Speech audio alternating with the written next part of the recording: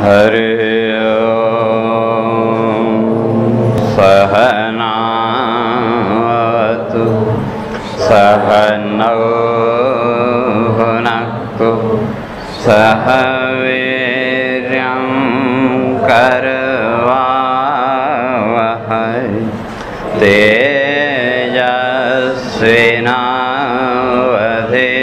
तेजस्विनावधीतमस्तु मा विद्विषावहै। ओम शांति शांति शांति। शंकरं शंकराचार्यं केशवं बादरायणं सूत्रभाष्यं कृतौ वन्दे भगवन्तौ पुनः पुनः। ईश्वरो गुरुरात्मेति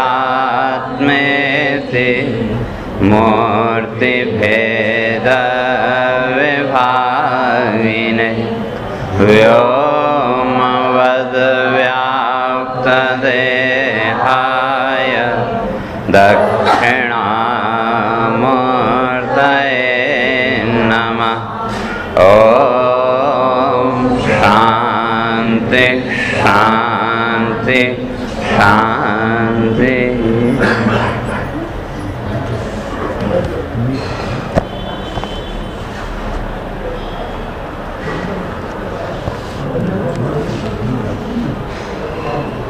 ओम आनंदमय कोशोय सुषुप्तौ परिशिष्यते अस्पष्टचित्सात्मेषां पूर्वकोशोऽस्य ते गुणा गूढं चैतन्यमुत्प्रेक्ष्य जडबोधस्वरूपताम् आत्मनो ब्रुवते भात्ताश्चिद् उत्प्रेक्ष्योत्थितस्मृते जडो भूता तदा स्वाप्सम् इति जाज्यस्मृतिस्तदा विना जाज्यनुभूतिं न कथञ्चिदुपपद्यते दृष्टो दृष्टेरलोपश्च श्रुतः सुप्तौ तत्स्वयम् अप्रकाश प्रकाशाभ्यां खद्योतवद्युतः निरंसस्योद्भयात्मत्वं न कथञ्चित् घटिष्यते तेन चिद्रूपेव आत्मा इत्याहुः सांख्यविवेकिनः जाड्यांस प्रकृते रूपं विकारे त्रिगुणं च तत् चितो भोगापवर्गार्थं प्रकृते सा प्रवर्तते असंगायाश्चिते बन्धमोक्षौ भेदाग्रहान्मतो बन्धमुक्तिव्यवस्थार्थं पूर्वेषामिव चिद्भिदा महतः परमव्यक्तम् इति प्रकृतिरुच्यते श्रुतौ असंगता तद्वद् असंगो हीत्यतः स्फुटा चित्सन्निधौ प्रवृत्ताया प्रकृतेर्हि नियामकम् ईश्वरं ब्रुवते योगा सजीवेभ्यः परश्रुतः प्रधानक्षेत्रज्ञपतिर्गुणेश इति हि श्रुतिः आरण्यके असंभ्रमेण ह्यन्तर्याम्युपपादितः। तो विचार चल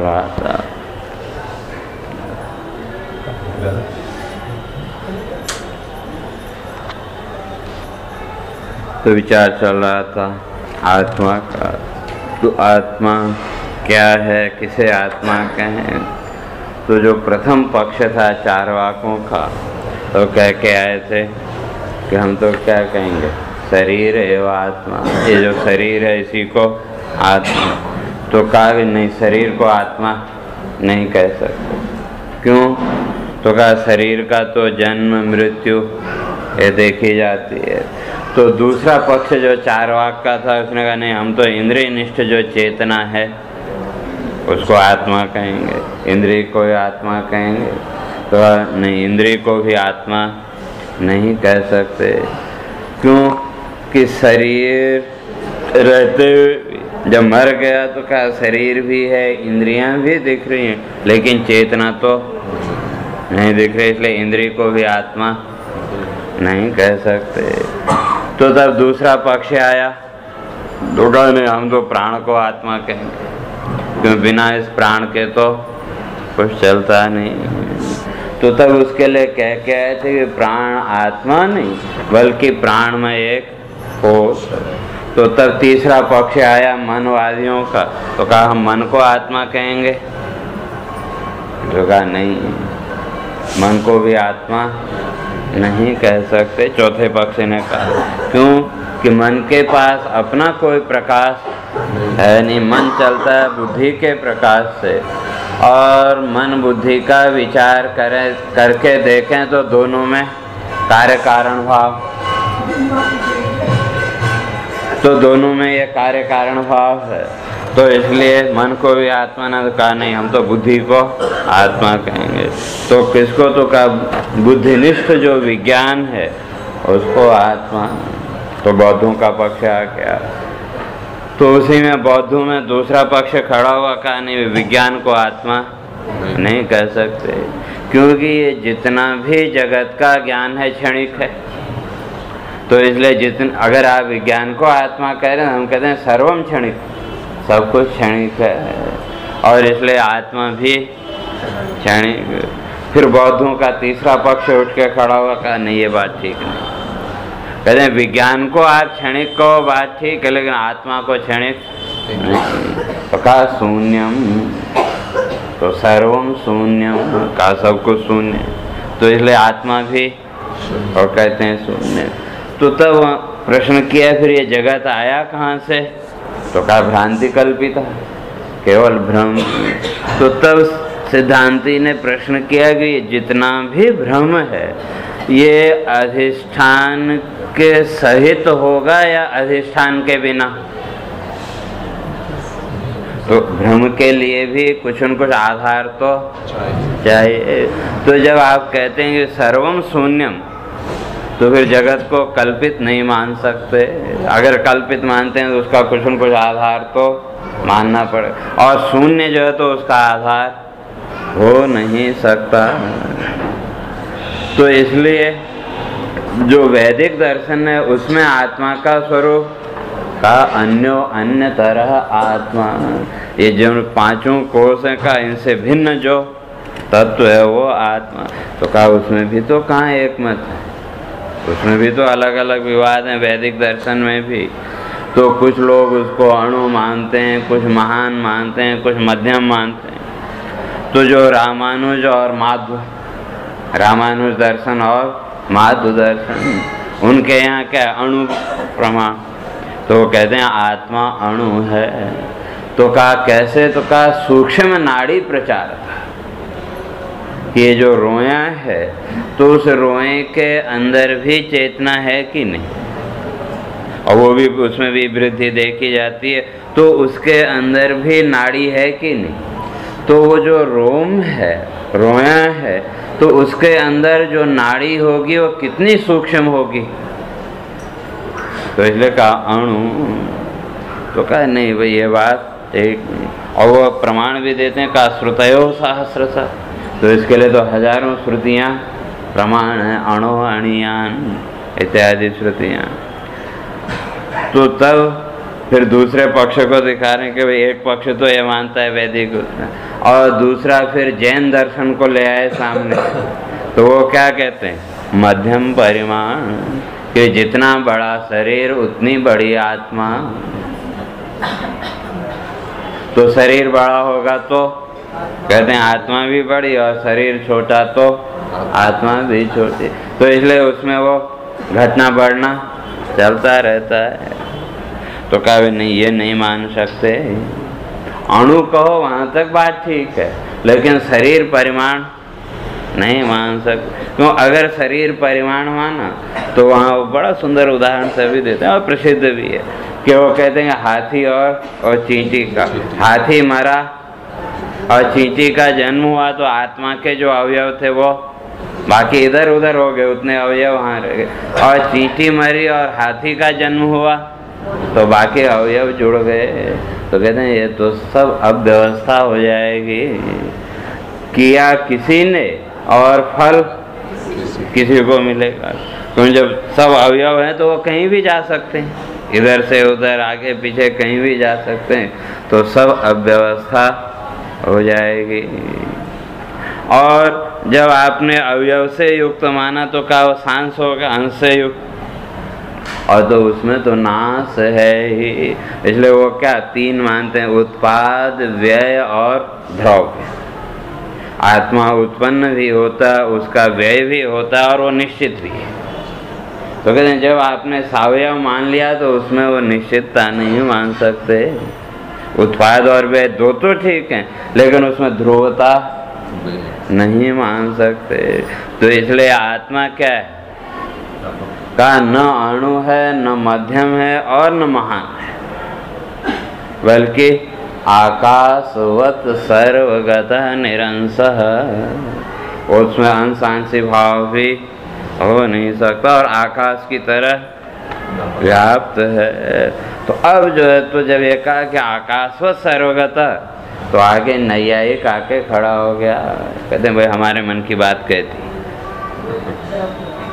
क्यों जो आकाश है आकाश की तरह आप व्याप्त मान, आगे का अंश तो छोड़ दिया निरंतर आदि, आकाशवत उतना पकड़ा का आकाश तो हमारे यहाँ द्रव्य है।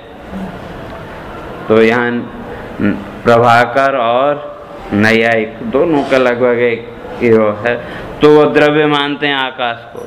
तो जब आकाश द्रव्य है और आपने कहा कि आकाशवत आत्मा, तो साम्य होने से आत्मा को भी क्या मानो, कहते हैं द्रव्य मान लो। तो कहा चलो ठीक है, आप कहते थोड़ी देर के लिए मान लेते हैं, लेकिन ये चेतना कहाँ से आई? तो कहते हैं ये उसके स्वाभाविक गुण हैं। जैसे द्रव्य में कोई न कोई गुण रहेगा, तो उसी तरह से जब आत्मा द्रव्य हो गई तो उसमें भी गुण धर्म तो रहेंगे, संस्कार भी रहेंगे, तो वो चेतना आदि। तो कहा भी इसका प्रमाण, कहते हैं सबसे बड़ा प्रमाण है सुषुप्ति का। सुषुप्ति में वो जागृत के जितने भी वो हैं उन सब का लय हो जाता है कि नहीं, और अपने अदृष्ट के अनुसार फिर सवेरे संस्कार जागृत हो गए। तो इसलिए कहा कि वहाँ वो जो आत्मा जो द्रव्य है, तो अगर द्रव्य मानोगे तो सब जगह एक जैसा ही वो होना चाहिए। एक द्रव्य की विशेषता है, उसमें वो गुण जो है तो सब, चाहे वो गुड़ ले लो, चाहे वो आप चखें, दूसरा टेस्ट करे तो स्वाद एक जैसा। तो इसी तरह आत्मा की भी अनुभूति सबको एक जैसी होनी चाहिए, लेकिन वो तो नहीं देखती, तो अलग अलग हर एक की प्रतीति है। तो कहते हैं वो क्यों हुई फिर? तो कहते हैं स्व अदृष्ट वसात। कहते हैं जैसा जिसका प्रारब्ध है, जैसा जिसका भाग्य अदृष्ट है, उसके अनुसार वो सुख दुख आदि की, धर्म अधर्म आदि की प्रतीति होने लगी। और कहा ये चेतना फिर कहाँ से आई, ये धर्म आए कहाँ से? कहते हैं आत्मा का जब मन के साथ संयोग हुआ तो ये कर्ता भोक्ता आदि भाव वहाँ आ गए, मीमांसक आगे आके। तो कहते हैं भाई इनका जो है ये हम नहीं मानते। तो मीमांसक क्या कहते हैं? मीमांसक कहते हैं जड़ की आत्मा क्या है, तो कहा जड़ है, और जो चेतना मन के साथ संयोग, तो कहा कि भाई फिर ये गमनागमन जो देखा जाता है ये क्यों? तो कहते हैं कर्मणो वास्ता, वो तो कर्मों के अधीन, और इसके लिए हमारे यहाँ एक आध नहीं 80,000 श्रुतियाँ प्रमाण, एक आध प्रमाण की बात नहीं। तो कर्म कांड परक जो मंत्र हैं 80,000 वेद के, वो कहते हैं हमारे यहाँ वो सब प्रमाण हैं गति के लिए। तो इसलिए अपने अपने कर्मों के अनुसार वो गति होती है, लेकिन आत्मा जड़ है। तो कहते हैं चलो ठीक है, सबने अपनी अपनी बात कह दी। तो कहते हैं फिर चौथा पक्ष को ले रहे हैं मीमांसक, तो उससे थोड़ा सा आगे बढ़े तो जो भाट मत है तो उसको आके ले रहे, कहा वो पहले कह के आए थे ना कि वे आपके यहाँ तो उसमें भी एक मत नहीं है जो वैदिक उसमें है। तो यहाँ तक अपने कल चर्चा करके आए थे, तब अब आगे बढ़ रहे हैं। कहते हैं कि भाई ये जो आत्मा है, तो ये जो मीमांसक लोग हैं प्रभाकर आदि, तो ये क्या मानते हैं, ये जो आनंदमय कोश, तो वेदांत की प्रक्रिया में तो वो क्या है, अंतिम कोश, लेकिन उसके लिए वो तैत्तरीय श्रुति का प्रमाण देते हुए कहते हैं कि ये जो आनंदमय कोश है ये पहला कोश है।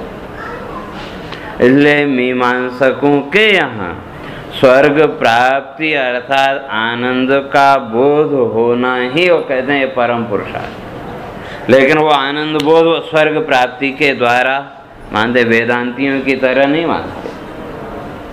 तो इसलिए वो कहते हैं आनंदमय कोशो यह सुसुप्तौ परिशिष्यते अस्पष्ट चित्त स आत्मेषां पूर्व कोशो से ते गुणा। तो जो जड़ है उसमें प्रमाण दे रहे हैं, कहते हैं जब आप सुसुप्ति में गए तो उस सुसुप्ति में क्या रहता है, आनंदमय कोश तो है, आनंदमय कोश को ही। लेकिन अगर विचार करके देखें तो वहाँ आपका मनोमय कोश भी सूक्ष्म रूप से है। क्यों, अगर मनोमय कोश न हो तो सुसुप्ति में तो आपके, लेकिन कभी कभी एकदम से और शरीर उठ के बैठ जाता है, नहीं कुछ खतरे का आभास हुआ, कहीं आवाज, तो सामान्य होने में आपको एकाध क्षण लगता है। लेकिन आपको आपके शरीर को किसने बैठाया, तो वही मनोमय को अत्यंत सूक्ष्म अवस्था, तो इसलिए उसी को संचालक मन और कहा, यानी अहंकारात्मक जो वृत्ति है तो वो तो उस समय भी, लेकिन वो स्पष्ट नहीं है। आनंदमय कोश तो कहते हैं तो सुसुप्ति की जो अवस्था है, कहते हैं वहाँ तो चेतना का अनुभव नहीं हो रहा है। तो सुसुप्ति में हम क्या कहते हैं, न किंचित अवेदिशम, क्योंकि कुछ भी पता नहीं चला।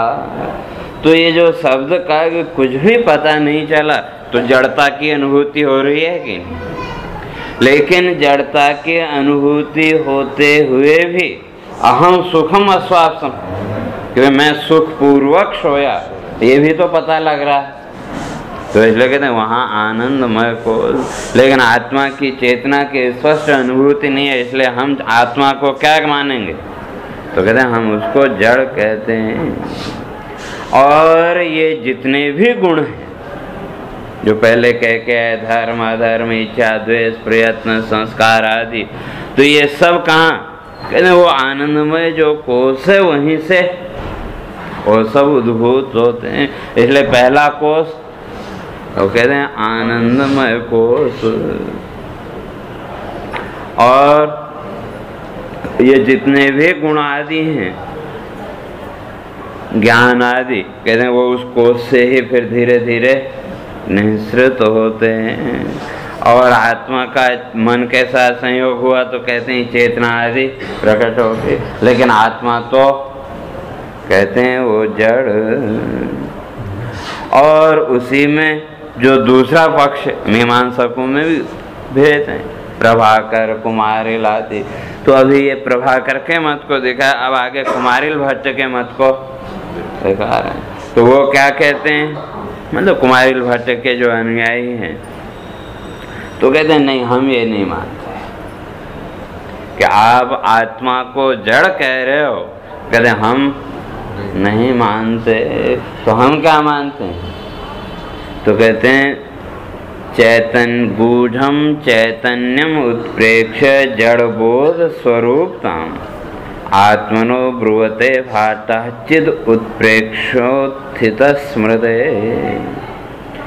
तो कहते हैं वो चेतन और जड़ उभयात्मक है। जो आत्मा है कहते हैं उसमें चेतना भी है और जड़ता भी है।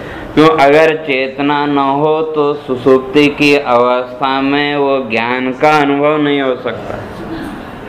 और जो ये पता लगता है कि भाई मैंने कुछ भी नहीं पता लगा, तो कहते हैं वो जड़ता का अनुभव। तो ये दोनों वृत्तियां वहाँ हैं कि नहीं सुषुप्ति में? ज्ञानात्मक वृत्ति भी है और जड़ात्मक वृत्ति भी है। तो इसलिए वो भट्ट कहते हैं कि भाई नहीं, हम तो आत्मा को क्या मानेंगे? उभयात्मकम चित जड़ो है आत्मकम, वो चित भी है और जड़ भी है, अर्थात आत्मा जड़ भी और चेतन भी। क्यों? कहते हैं गूढ़म चैतन्यम उत्प्रेक्ष। कहते हैं वो जो सुसुप्ति अवस्था में आपके, तो उस समय वो जो चेतना है वो थोड़ी देर के लिए ढक गई और जड़ता की प्रतीति होने लगी, लेकिन स्व का बोध तो है। तो इसलिए वहाँ जो स्व का बोध है वो जड़ रूपात्मक,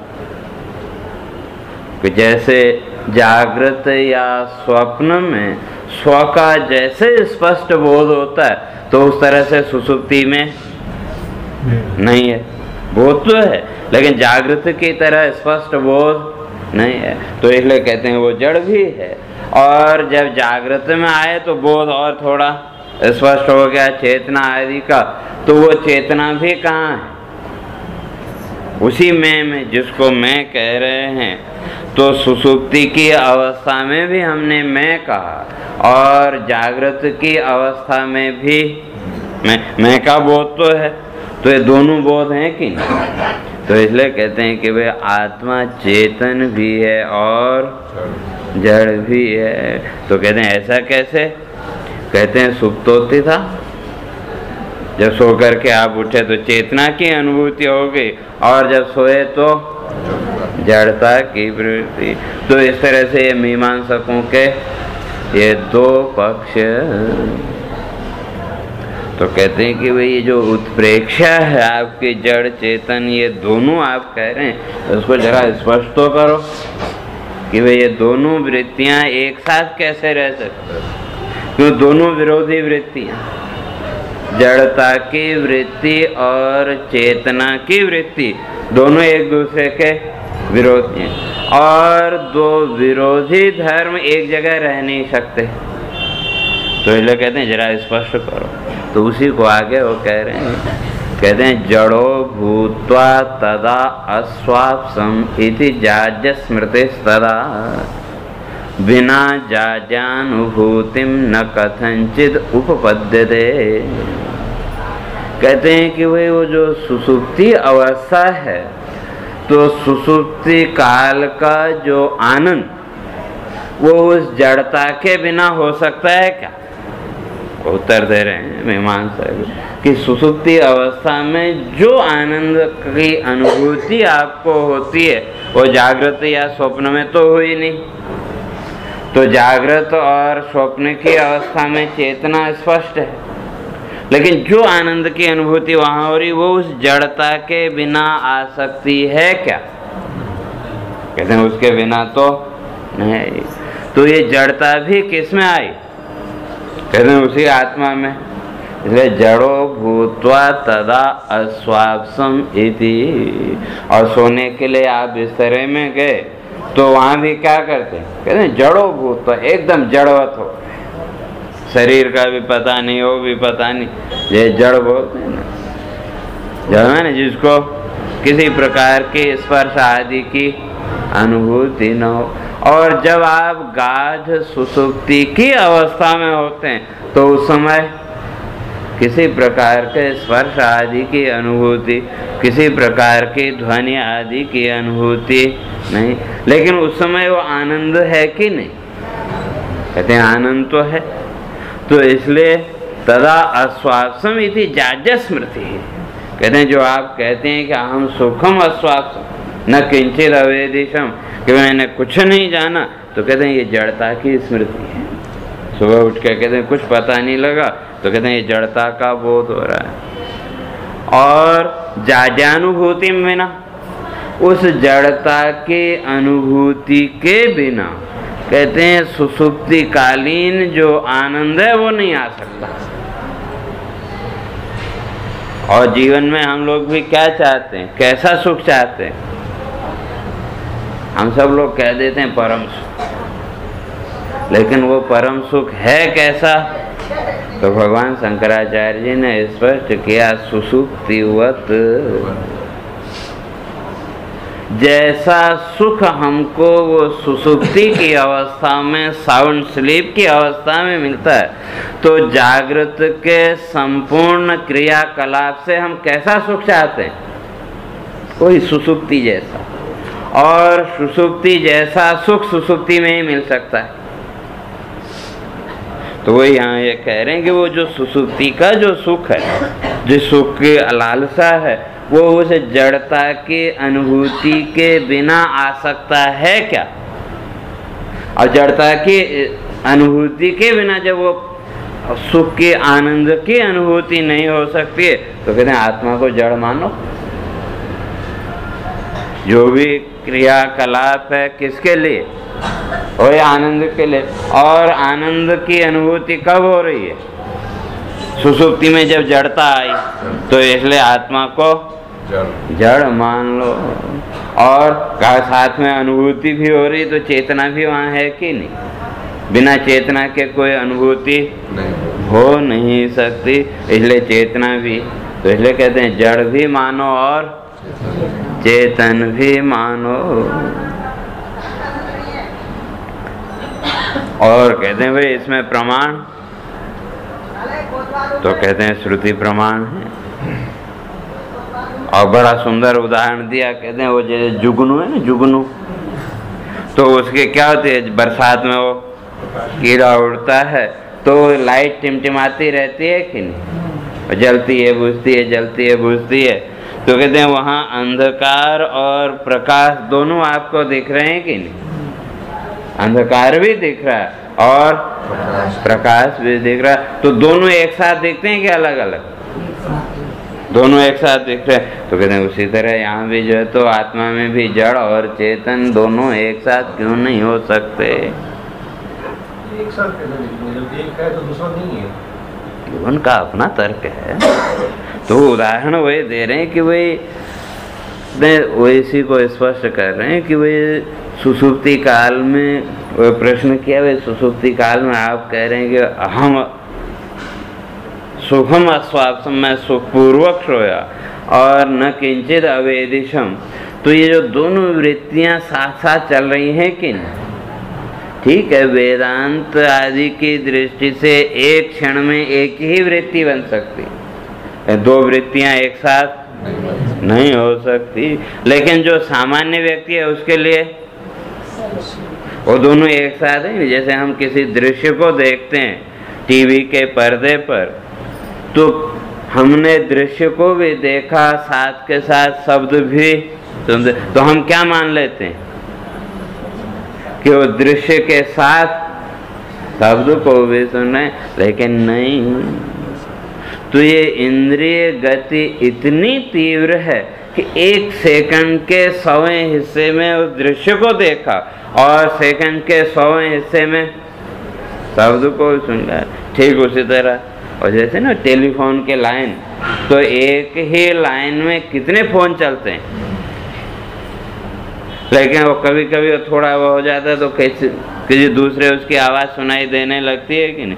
लेकिन वहाँ भी क्या है, वो हर सेकंड में वो प्रकाश की किरणें वो चले, लेकिन जिसका नंबर आपने मिलाया वो ध्वनि वहीं तक जाएगी, दूसरे को वो डिस्टर्ब नहीं करती। तो हमको क्या लगता है कि आवाज़ बराबर आ रही, लेकिन वो आवाज़ बीच में कितनी बार कटी, कितने बार वो टुकड़े टुकड़े हुई, हमको वो इतनी वो तीव्र गति है कि हमको एक साथ लगती है। और कभी वो डिस्टर्ब हो, सैटेलाइट वगैरह नेटवर्क, तो आवाज़ कट कट के आती है कि नहीं। तो उसी तरह यहाँ भी कह रहे हैं कि जो वृत्तियाँ हैं वो तो अलग अलग हैं, लेकिन वो भाष्य कहते हैं नहीं, ये दोनों वृत्तियाँ एक साथ हो रही हैं। तो जैसे सामान्य एक बात कि जुगनू जब चमका, तो उस समय अंधकार और प्रकाश दोनों एक साथ आपको दिख रहे हैं कि नहीं? लेकिन वृत्ति इतनी तीव्र है कि दोनों अलग अलग, कि एक क्षण में आप केवल प्रकाश को देख सकते हैं या अंधकार को। लेकिन वो गति इतनी तीव्र, जैसे पंखा थोड़ा सा तेज चलने लगे तो हम उसकी पंखुड़ी को नहीं देख सकते किधर, केवल एक वो लाइन सी दिखती है। तो उसी तरह से वो गति अत्यंत तीव्र। तो इसलिए वो कहते हैं कि वे दृष्टो दृष्टे अलोपस्य श्रुतः सुप्तौ तत्स्वयं। कहते हैं दृष्टा और दृश्य।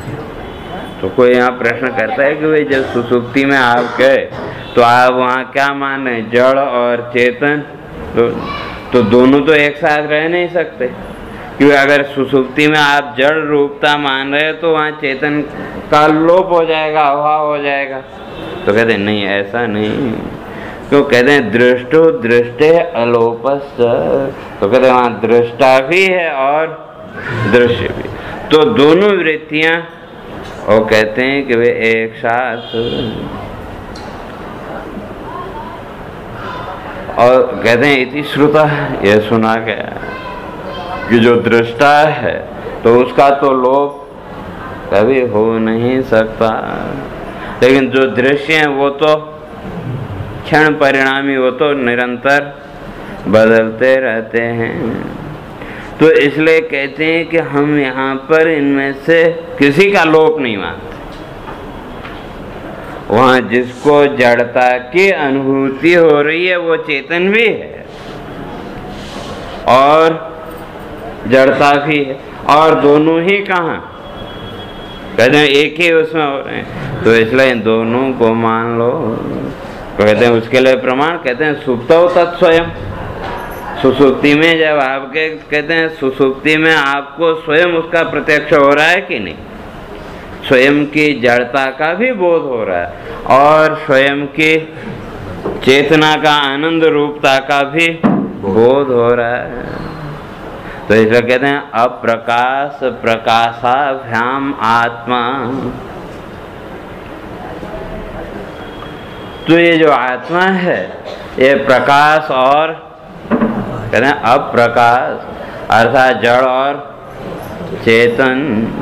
तो आत्मा में जड़ता भी है और चेतना भी है। उदाहरण दिया खद्योत्वत। कहते हैं जैसे वो जुगनू एक क्षण में चमका और अगले क्षण में फिर अंधकार हो गया, तो वो प्रकाश और अंधकार दोनों जुगनू में दिख रहे हैं कि नहीं। तो कहते हैं इसी तरह से आत्मा में भी मान लो। तो कहते हैं नहीं भाई ये तो बात जमी नहीं। क्यों? हमारे मत में जो आत्मा है वो निरंश है, उसमें अंशांशी भाव नहीं है। आत्मा में कोई अंश नहीं, वो तो व्यापक। पहले कह के आए थे आकाशवत सर्वगत निरंश। वो तो आकाश की तरह सर्वत्र व्याप्त है और निरंश, उसमें कोई टुकड़ा नहीं है। तो इसलिए कहते हैं कि भाई जहाँ वो निरंशता है तो उसमें ये दोनों नहीं हो सकते। निरंशस्य उभयात्मत्वं न कथंचित् घटिष्यते तेन चिद रूप एव आत्मा इत्याहु सांख्य विवेकिनः। और सांख्य वाला आगे खड़े होकर कह रहे नहीं, आप लोग जो कह रहे हैं वो ठीक नहीं है। आत्मा को जड़ चेतन दोनों रूप नहीं मान सकते।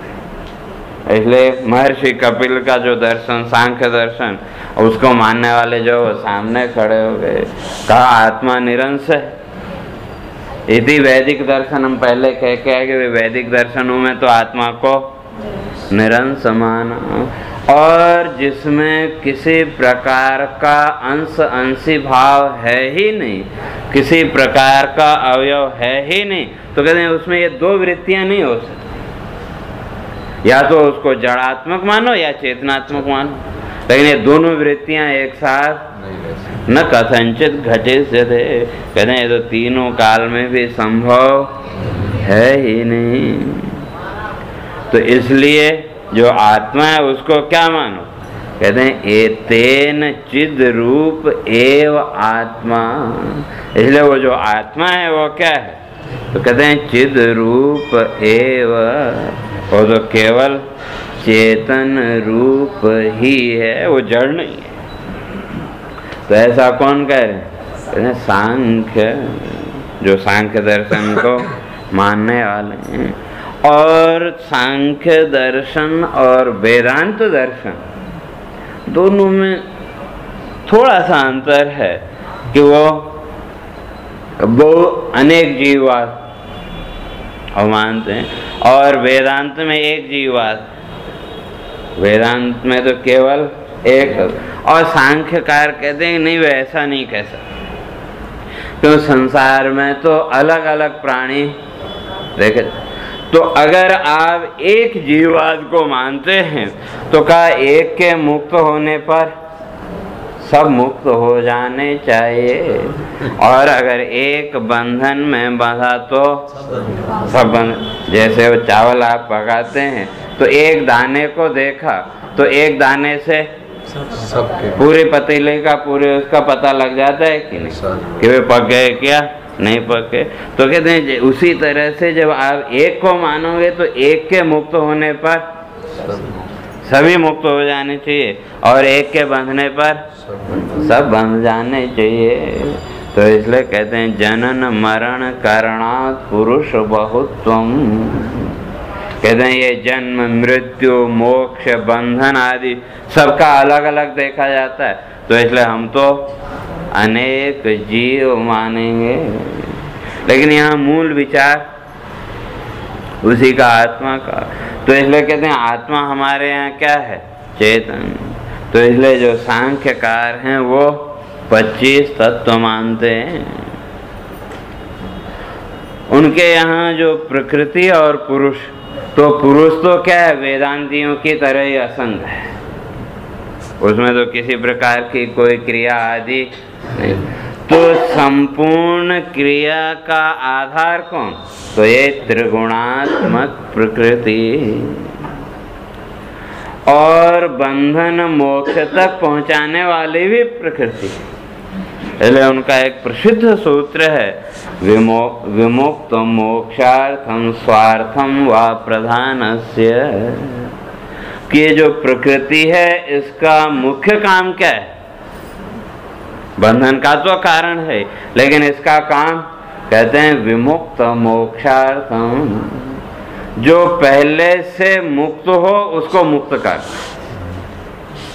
जो बंधन में बंधा हुआ है उसको मुक्त करना काम नहीं है, बल्कि जो पहले ही मुक्त हो गया उसको मुक्त करना। तो यूं समझो कि वे दरवाजे तक तो आप पहुंचे, लेकिन दरवाजा खोलने का काम प्रकृति का, लेकिन दरवाजे तक तो अपने आप ही जाना पड़ेगा, तब तक प्रकृति कोई मदद करने वाली नहीं है।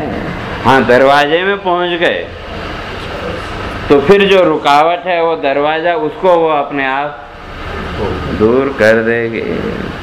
तो इसलिए कहते हैं कि वो ये जितना भी जगत है, तो इसलिए अब जो पूर्व पक्षी अभी तक वो भाटों का जो मत था उसका खंडन कर रहे हैं, तो वो कह के आए थे कि वे जितनी भी चेतना आई कहाँ से, तो कहा मन और आत्मा के संयोग से। तो कहते हैं नहीं, ये नहीं कह सकते, ये सब तो किसका है, कहते हैं प्रकृति के विकार मात्र। और ये जो चेतन है, इस चेतन के भोग और मोक्ष, भोग और अपवर्ग, तो कहते हैं ये प्रकृति का निर्माण ही इसके लिए, ये जो चेतन है इसको भोग भी देना और साथ ही साथ मोक्ष भी देना। और भोग किसके द्वारा का, इन 3 गुणों के द्वारा भोग भी देती है, और इन 3 गुणों से जो ऊपर उठ गया उसको मोक्ष भी। तो इस तरह से ये अभी आगे सांख्यों का ये चलेगा। तो इन सब बातों की चर्चा आपने हरे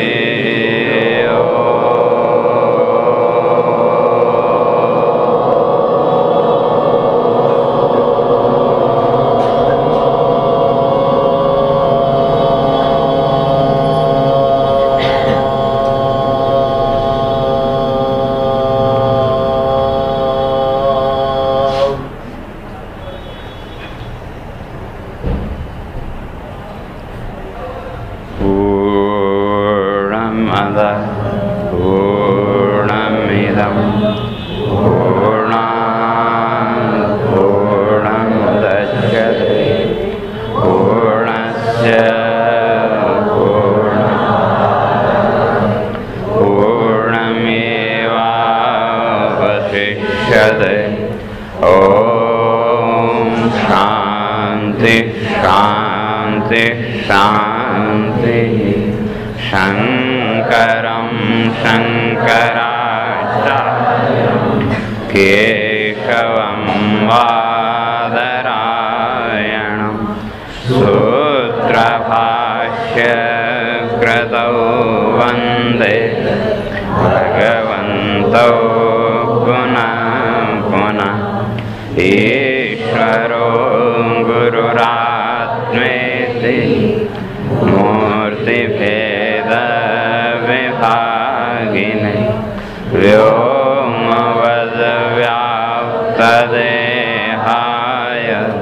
दक्षिणामूर्तये नमः। ॐ शान्ति शान्ति शान्ति।